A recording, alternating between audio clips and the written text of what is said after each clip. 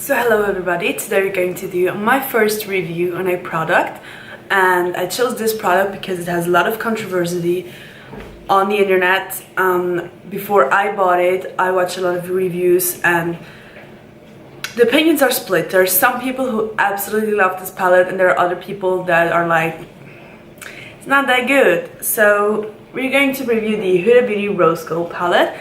And we're also going to talk about, is it worth the money? Because I have to say this is the most expensive palette I own. I bought this for 85 euros. They don't sell it, I think in Europe they only sell it in Paris. So my friend actually got it for me there because she went on a trip there. First thing I have to say is we're getting 18 shades in this. This is what they look like. You get those are textured shadows and those are two shimmery ones and the rest is all matte. I actually do love the packaging. It looks very sleek in my opinion. The problem is that especially those textured shadows have a lot of kickback, and so the packaging gets dirty very easily. I actually cleaned it today and it looks dirty again, so that happens very fast. So she actually says here on the back that the texture shadows are best to use with your fingers. And I agree completely with that. Let's talk about the texture shadows first. I'm going to put in a clip of me doing swatches of the texture shadows. So you get Dubai, Fling, 24K, Rose Gold, Trust Fund, and Blessed. Now what I found is for especially like Rose Gold or 24K, I use those colors a lot. And Blessed is a color that I didn't use that much. So if I go in, it feels very soft and it's beautiful. As you can see, it just gives you the full-on pigment. It's very shimmery, they look great. But with Rose Gold and 24K, I used them so much. They have a lot of kickback now, and I feel like if you go in, I don't know if I can show you now. You see? Do you see this? I don't think you can see it. They get very flaky because, you know, you pick a product and yeah. So when I work them on my eyes, they get a little bit more sticky and I have to really rub them in to get the same effect than with the colors I didn't use as much. For example, this one, #Blessed. So I don't know if this will happen to the other colors or if it's just those two, but I remember that they were not like this at the beginning. I used this palette for like about a month now. They look very beautiful on the eye, but the problem is if it gets very flaky, you have to work it so much on your eyes with your finger. You don't have any way to control where you put the product on. It just goes everywhere until you have it blended out and it looks nice. So that is kind of a bummer, but on the other hand, those colors are so beautiful. I think I can live with it, to be honest. Also, I did a tutorial on this look. It will be up tomorrow. I used this palette. I didn't want to put the tutorial and the review in one video because I thought that the video would be way too long. So let's talk about the shimmery shadows at first. We get Angelic and Moondust. Now Moondust is a little bit of a goldy shade that it's not that shimmery. Like it has, you know, those highlighters that are for those everyday looks that are not that shimmery but have a little bit of a glow to it. It's like that. So it has, I don't know if you can see on my hand now when I'm turning this in the lights, you see there is a little glow to it, but it's not that shimmery. And the other color, Angelic, I have to say is my favorite eyeshadow in the whole world. It's a favorite eyeshadow that I've ever tried. It's so beautiful. It's like, it's a pinky with a lot of gold in it. It looks amazing. I want to show you how this looks like, how beautiful this looks. This is just the best color ever, and I have to say this one is also very pigmented. Do you see that sheen that it has? It's just my favorite color. So they are very pigmented. Of course, the texture shadows are very pigmented as well because I don't know what they're made of. The textured shadows, I don't know what it says on the back. It just says 3 ready to layer textures. Deep matte. Okay, so the mattes are these. 3D metal, so that would be those. That's kind of metal, those texture shadows. Then she also says these are pressed pearls, the other two. So Moondust and Angelic are actually pressed pearls, so they are not supposed to be shimmery. So I think you can get away with it with Moondust not being as shimmery.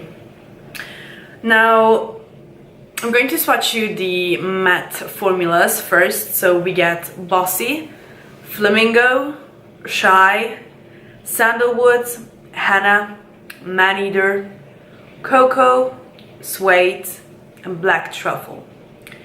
First of all, I have to say I'm very content that there's a black matte in it. I think every palette, if it's supposed to be a palette that you can use on its own without pairing it with other eyeshadows, I think every palette needs a black matte shadow, because with a black matte shadow you can do so much.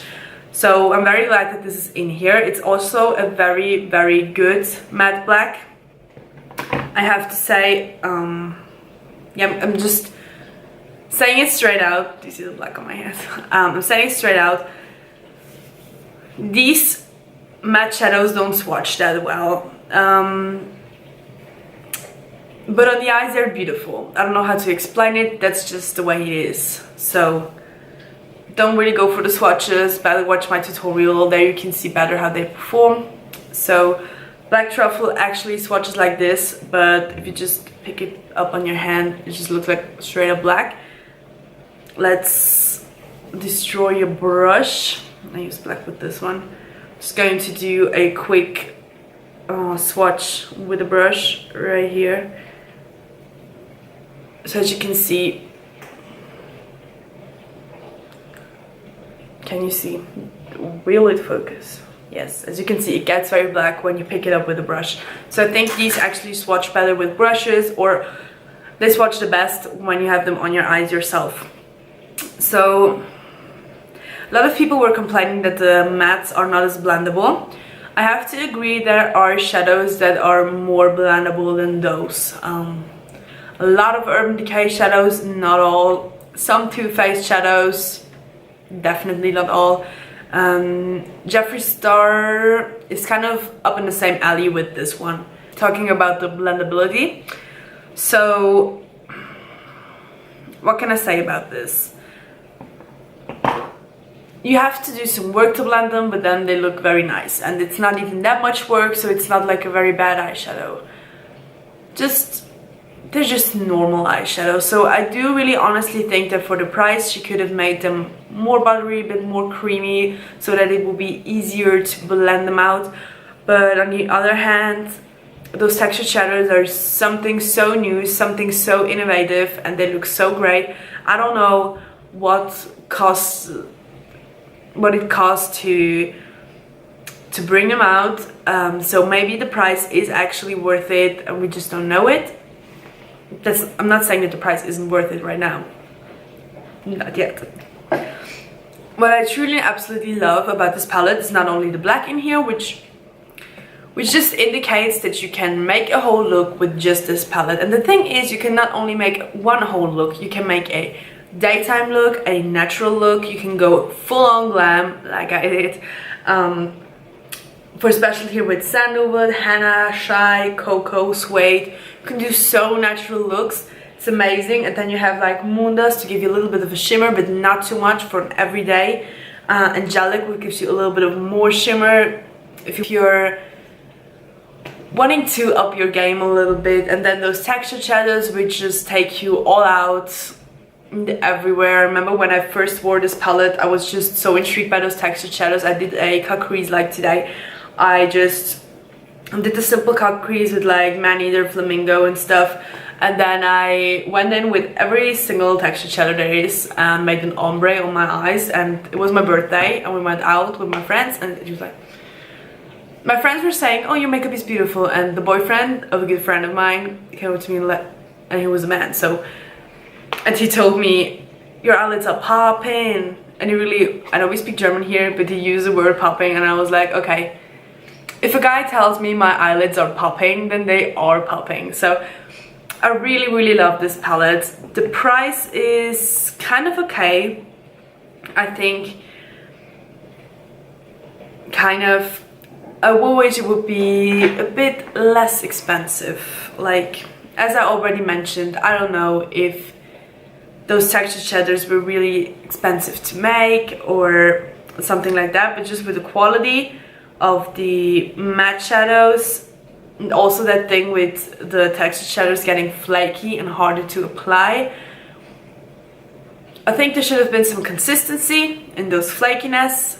I think the matte should be a little more blendable. So I don't really know if it's worth the money. If you're buying this just because it has those red tones, those pinky tones, go and buy the Modern Renaissance by Anastasia Beverly Hills. Go and buy the Modern Renaissance by Anastasia Beverly Hills. It's worth more your money than this one is if you're just doing it for that. But if you're like me, so intrigued by those textured shadows that really are beautiful, and you will see this on the tutorial, then go ahead and grab this. It is really worth your money. In my opinion, it was worth my money. It was exactly what I wanted. I can look over the flakiness, and the blending for me isn't a deal breaker because I have, as I said, there are Urban Decay shadows and Too Faced shadows that are so much worse, and if you count it down to one shadow, they're actually up on the same alley. And yeah, so they're worse shadows for the same price. So I kind of look over that blending work as well. So yeah, that is my complete opinion on this Huda Beauty Rose Gold palette. I did one look with it now. If you want to see more looks, please let me know. And if you want to, please subscribe so you don't miss anything new from me.